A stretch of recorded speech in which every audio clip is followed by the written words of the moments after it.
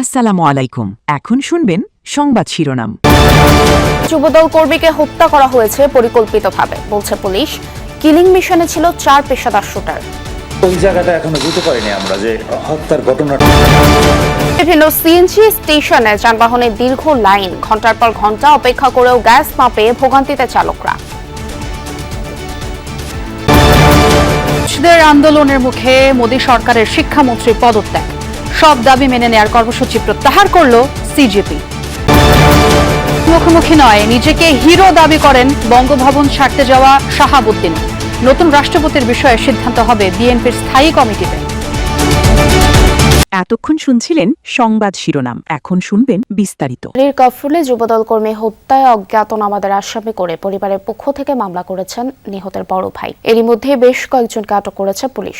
কাফরুল থানার ওসি সাইফুল ইসলাম জানান, গোলাগুলিতে পেশাদার ও ভাড়াটে শুটার কাজ করেছে, ধরতে অভিযান চলছে। তিনি বলেন, যে ব্যক্তি গ্রেফতার আছেন তিনি অসংলগ্ন কথা বলছেন, তাকে রিমান্ডে নিয়ে জিজ্ঞাসাবাদ করা হবে। তবে হত্যার মোটিভ সম্পর্কে এখনো কিছু জানা যায়নি। শুক্রবার প্রতিদিনের মতোই মিরপুর 13 নম্বর সেক্টরের ব্লকে আড্ডা দিচ্ছিলেন বেশ কয়েকজন যুবদল কর্মী। সেই সময় আশেপাশের কয়েকজনকে সন্দেহজনকভাবে ঘোরাঘুরি করতে দেখেন তারা। তাদের কাছে ওই এলাকায় আসার উদ্দেশ্য জানতে চান ইউসুফ আলী সহ অন্যরা। যুবকদের জিজ্ঞাসাবাদ করার সময় হঠাৎ অস্ত্র বের করে গুলি ছোড়া শুরু করে একজন। গুলিবিদ্ধ 3 জনকে ঢাকা মেডিকেল কলেজ হাসপাতালে নিয়ে গেলে যুবদল কর্মী ইউসুফ আলীকে মৃত ঘোষণা করেন চিকিৎসক। ওই জায়গাটা এখনো বুঝতে পারিনি আমরা যে হত্যার ঘটনাটা কি, কেন গোলাগুলিটা হয়েছে, এই বিষয়টা আমরা পরিষ্কার হইতে পারি না। যে মারা গিয়েছে ইউসুফ, ওটার বড় ভাই বাদী হয়ে মামলা, উনি ওনাদের এই অভিযোগ যেটা দিচ্ছে ওই অনুসারে আমরা মামলাটা নিয়েছি। ওই অনুসারে আমাদের অভিযান চলমান আছে। কাফরুলে যুবদল কর্মী হত্যায় অজ্ঞাতনামাদের আসামি করে পরিবারের পক্ষ থেকে মামলা করেছেন নিহতের বড় ভাই। এরই মধ্যে বেশ কয়েকজনকে আটক করেছে পুলিশ। কাফরুল থানার ওসি সাইফুল ইসলাম জানান, গোলাগুলিতে পেশাদার ও ভাড়াটে শুটার কাজ করেছে, ধরতে অভিযান চলছে। তিনি বলেন, যে ব্যক্তি গ্রেফতার আছেন তিনি অসংলগ্ন কথা বলছেন, তাকে রিমান্ডে নিয়ে জিজ্ঞাসাবাদ করা হবে। তবে হত্যার মোটিভ সম্পর্কে এখনো কিছু জানা যায়নি। শুক্রবার প্রতিদিনের মতোই মিরপুর 13 নম্বর সেক্টরের ব্লকে আড্ডা দিচ্ছিলেন বেশ কয়েকজন যুবদল কর্মী। সেই সময় আশেপাশের কয়েকজনকে সন্দেহজনকভাবে ঘোরাঘুরি করতে দেখেন তারা। তাদের কাছে ওই এলাকায় আসার উদ্দেশ্য জানতে চান ইউসুফ আলী সহ অন্যরা। যুবকদের জিজ্ঞাসাবাদ করার সময় হঠাৎ অস্ত্র বের করে গুলি ছোড়া শুরু করে একজন। গুলিবিদ্ধ 3 জনকে ঢাকা মেডিকেল কলেজ হাসপাতালে নিয়ে গেলে যুবদল কর্মী ইউসুফ আলীকে মৃত ঘোষণা করেন চিকিৎসক। ওই জায়গাটা এখনো বুঝতে পারিনি আমরা যে হত্যার ঘটনাটা কি, কেন গোলাগুলিটা হয়েছে, এই বিষয়টা আমরা পরিষ্কার হইতে পারি না। রাজধানীর অধিকাংশ সিএনজি ফিলিং স্টেশনে গ্যাস না থাকায় চরম ভোগান্তিতে পড়েছেন চালক। বিভিন্ন স্টেশনে ঝুলছে গ্যাস নেই সাইনবোর্ড। কোথাও ঘন্টার পর ঘন্টা অপেক্ষা করেও মিলছে না গ্যাস।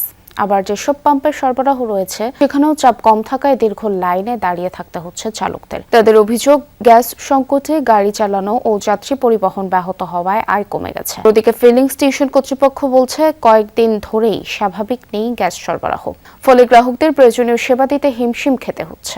মিনিমাম থাকতো, এখন 100-120 থেকে রয়েছে।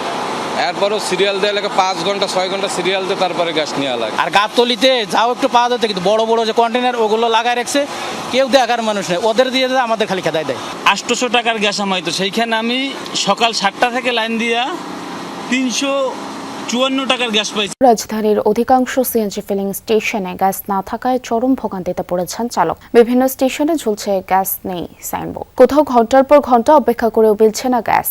আবার যেসব পাম্পের সরবরাহ রয়েছে সেখানেও চাপ কম থাকায় দীর্ঘ লাইনে দাঁড়িয়ে থাকতে হচ্ছে চালকদের। তাদের অভিযোগ, গ্যাস সংকটে গাড়ি চালানো ও যাত্রী পরিবহন ব্যাহত হওয়ায় আয় কমে গেছে। ওদিকে ফিলিং স্টেশন কর্তৃপক্ষ বলছে, কয়েকদিন ধরেই স্বাভাবিক নেই গ্যাস সরবরাহ, ফলে গ্রাহকদের প্রয়োজনীয় সেবা দিতে হিমশিম খেতে হচ্ছে। মিনিমাম থাকতো, এখন 100-120 থেকে রয়েছে। এরপরও সিরিয়াল দেওয়া লাগে 5 ঘন্টা 6 ঘন্টা সিরিয়াল দিয়ে তারপরে গ্যাস নেওয়া লাগে। আর গাবতলিতে যাও একটু পাওয়া যেত, কিন্তু বড় বড় যে কন্টেনার ওগুলো লাগায় রাখছে, কেউ দেখার মানুষ নেই, ওদের দিয়ে আমাদের খালি খেদায় দেয়। 800 টাকার গ্যাস আমাইতো, সেইখানে আমি সকাল 7টা থেকে লাইন দিয়া 354 টাকার গ্যাস পাইছি। মিনিমাম থাকতো, এখন 100-120 থেকে রয়েছে। এরপরও সিরিয়াল দেওয়া লাগে 5 ঘন্টা 6 ঘন্টা সিরিয়াল দিয়ে তারপরে গ্যাস নেওয়া লাগে। আর গাবতলিতে যাও একটু পাওয়া যেত, কিন্তু বড় বড় যে কন্টেনার ওগুলো লাগায় রাখছে, কেউ দেখার মানুষ নেই, ওদের দিয়ে আমাদের খালি খেদাই দেয়। 800 টাকার গ্যাস আমাইতো, সেইখানে আমি সকাল 7টা থেকে লাইন দিয়া। শিক্ষার্থীদের আন্দোলনের মুখে অবশেষে নতি স্বীকার করল মোদী সরকার। শনিবার পদত্যাগ করলেন দেশটির শিক্ষামন্ত্রী ধর্মেন্দ্র প্রধান। সামাজিক মাধ্যমে দেওয়া পোস্টে তিনি জানান, দেশ বিরোধীরা যাতে শিক্ষার্থীদের আন্দোলনের ফায়দা নিতে না পারে তা নিশ্চিত করতেই এই সিদ্ধান্ত নিয়েছেন তিনি। তার পদত্যাগের ঘোষণার পর উল্লাসে মেতে ওঠেন আন্দোলনরত শিক্ষার্থীরা। রাজ্যে রাজ্যে শুরু হয় বিজয় মিছিল। একতার সামনে কোনো ক্ষমতাই চিরস্থায়ী নয় বলে মন্তব্য করেন সিজেপি প্রধান অভিজিৎ দেবকে। এদিকে সরকার দাবি মেনে নেয় আন্দোলন প্রত্যাহার করা হয়েছে। এই ঘোষণা বিজয়ের, এই উল্লাস গণতান্ত্রিক আন্দোলন আর পুলিশি নির্যাতনের বিরুদ্ধে। অক্ষ জনতা পার্টির প্রধান অভিজিৎ দেবকে শিক্ষামন্ত্রী ধর্মেন্দ্র প্রধানের পদত্যাগের ঘোষণা দেওয়ার পর এভাবেই উল্লাসে মেতে ওঠে পুরো যন্তর মন্তর। জনতার বাঁধভাঙা উল্লাসের ঢেউ মুহূর্তেই দিল্লি ছাড়িয়ে পৌঁছে যায় বিহার, মহারাষ্ট্র, পশ্চিমবঙ্গ সহ বিভিন্ন রাজ্যে। একের পর এক বিজয় মিছিলে কেঁপে ওঠে রাজপথ। আবারও প্রমাণিত হয় তরুণদের একতার সামনে কোনো ক্ষমতাই চিরস্থায়ী নয়। দেশে যদি হিন্দু মুসলিম রাজনীতি না থাকে, যদি কেবল ইস্যু ভিত্তিক রাজনীতি হয়, তবে বড় বড় ক্ষমতার আসন কেঁপে উঠবে। ধর্মেন্দ্র প্রধান পদত্যাগ করেছেন, এটি প্রমাণ করে যে যদি আপনি ভয় না পান এবং এই সরকারের কাছে মাথা নত না করেন, তবে আপনি যে কারো পদত্যাগ আদায় করে নিতে পারবেন। দুদফা আলোচনার মোদির একের পর এক ভিডিও বার্তার পরও যখন অনড় আন্দোলনরত শিক্ষার্থীরা, তখন নতি স্বীকার করতে বাধ্য হলো ভারতের কেন্দ্রীয় সরকার। অবশেষে স্থানীয় সময় দুপুরে পদত্যাগপত্র জমা দেন শিক্ষামন্ত্রী ধর্মেন্দ্র প্রধান। শিক্ষা ব্যবস্থার আমূল পরিবর্তন, শিক্ষামন্ত্রীর পদত্যাগ সহ বিভিন্ন দাবি নিয়ে প্রায় 1.5 মাস ধরে চলছে আন্দোলন। এক পর্যায়ে বিক্ষোভকারীরা পার্লামেন্ট অভিমুখে কর্মসূচি ঘোষণা করে, তবে পুলিশি বর্বরতার সামনে তা পরিণত হয় রক্তক্ষয়ী সংঘর্ষে। যন্তর মন্তর থেকে আন্দোলন ঢেউ ছড়িয়ে যায় দেশের প্রায় প্রতিটি রাজ্যে। আন্দোলনে যোগ দেয় কংগ্রেস, আম আদমি পার্টি, সমাজবাদী পার্টি, তৃণমূল কংগ্রেস সহ বিভিন্ন দল। নড়ে ওঠে বিজেপি শাসিত কেন্দ্রীয় সরকার।